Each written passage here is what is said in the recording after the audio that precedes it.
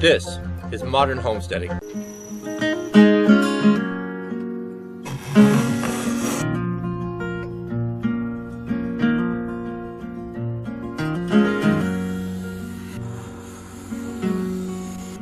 So I've worked on this with the course for probably another 20 minutes or so, and I pretty much got it all dialed in. You can see there, if you look carefully, there's a little bit of an unpolished low spot there in the middle. And I'm not going to worry about it. I'm not going to try to get it all at one time. This will be sharpened again, and next time we'll get it a little bit closer. So don't beat yourself up if you have a little issue like that. It's quite a bit of material that you reuse. So let's pull out the medium grit and we'll put a polish on it. And remember, once you get this flat and worked down, the sharpening process is going to be so much quicker the next time. Oftentimes, even these factory blades just are not ground perfectly, and you can put a far superior edge to them on them yourself with the Japanese waterstone than anything you're going to get off the shelf.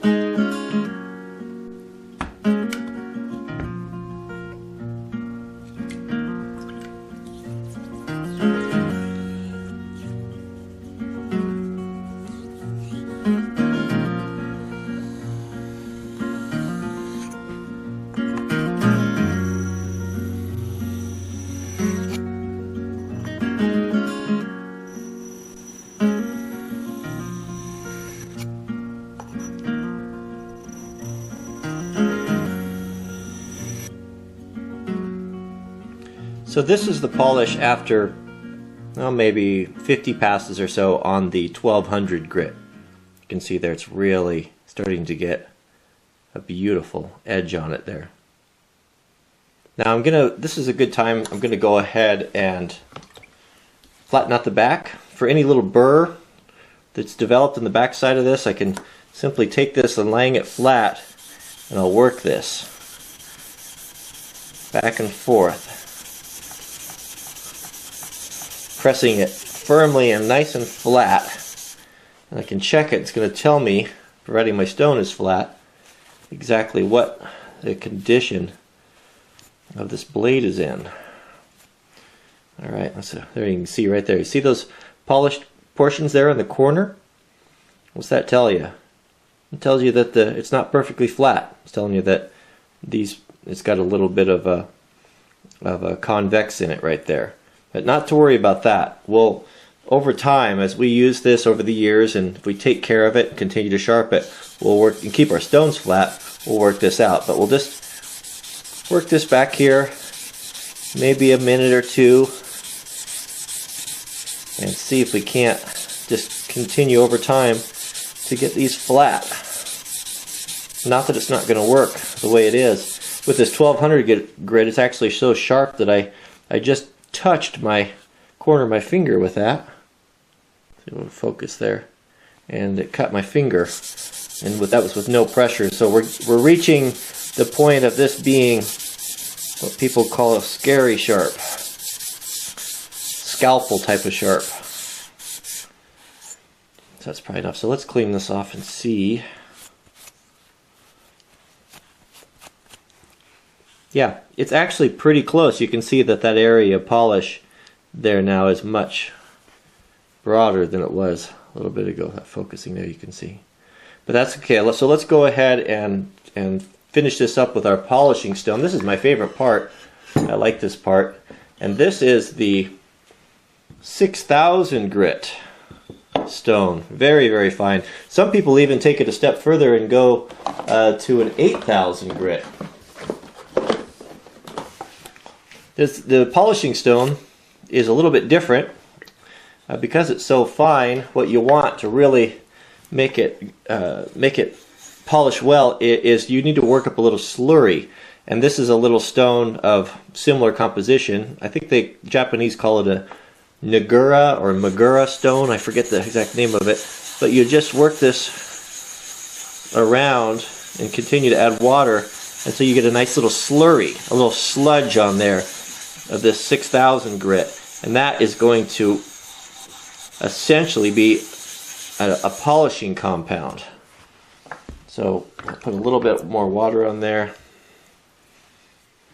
We've got a nice slurry there, and this is interesting here because this will tell us, we can actually see, because the stone is so light, we'll start to see where the stone's cutting by the little, see the little streak there?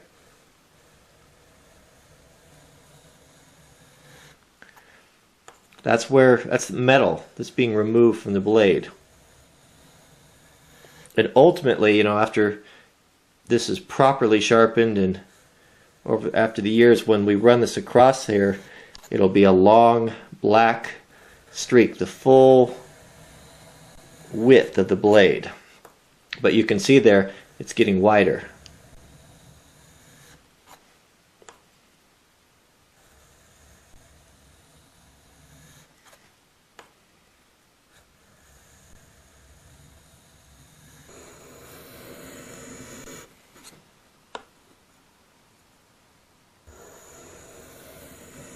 So to finish off, I'm just going to flip this over on its back side and just work that polish a little bit, knock off any burr that's there. Let's see what we got here.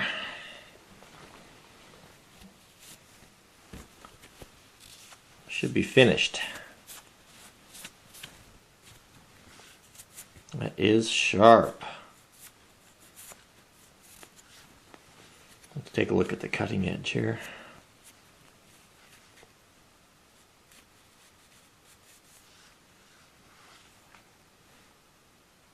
Nice polish on it there from that 6000 grit.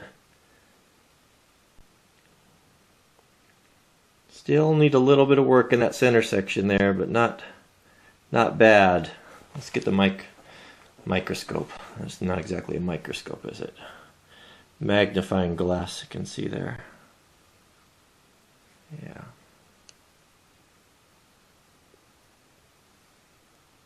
Looks pretty good, doesn't it?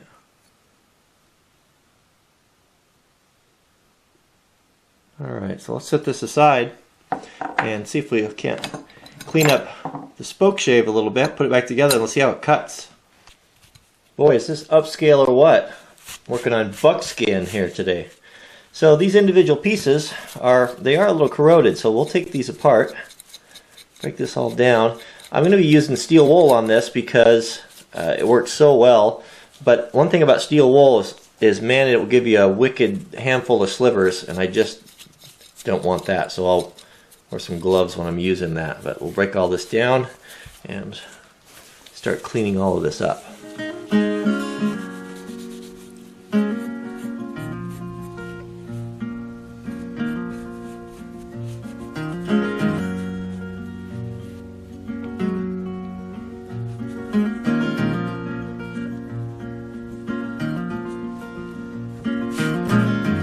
So all the pieces cleaned up nicely. You can see there, that's the little keeper on the blade. And these nice little, look at the knurling hand. These had turned on a lathe somewhere and knurled. Those turned out nice. And then the set screws, they cleaned up good. So let's put her back together here. I polished that bottom side of the I don't know what you call the handle, I guess. Looks nice.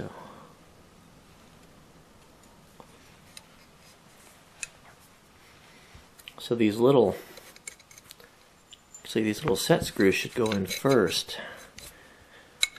It's a clever design.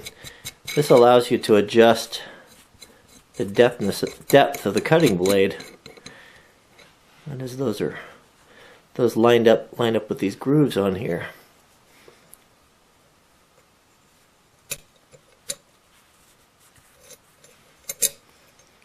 Like that. I can see that as we turn these screws, it adjusts the depth. You can see there of the cutting blade.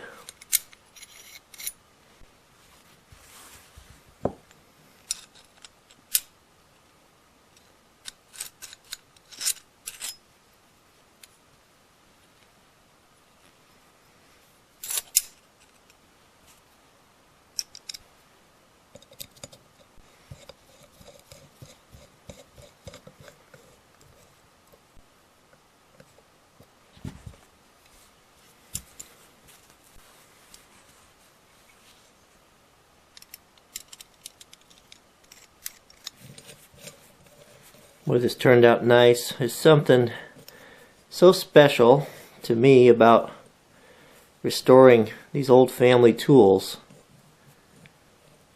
They're just a joy to work with and to try to understand them, how they work, and to restore them back to new or better than new condition, and then become proficient in their use. Isn't that beautiful? It's just, maybe it's just me, but I sure have an appreciation for these old things. Such quality and beauty.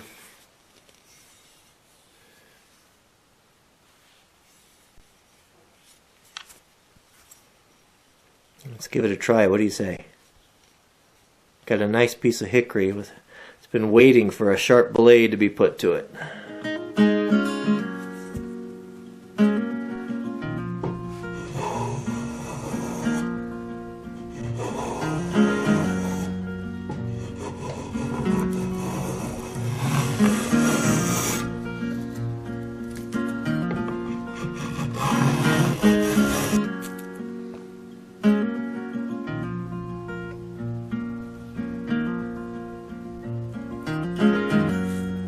Look at this finish. If you could feel it, it's just as smooth as satin.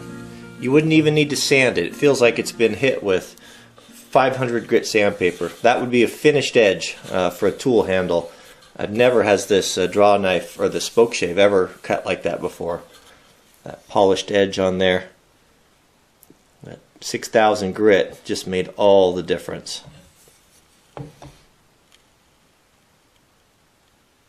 I don't always drive fire engines, but when I do, I drive 351.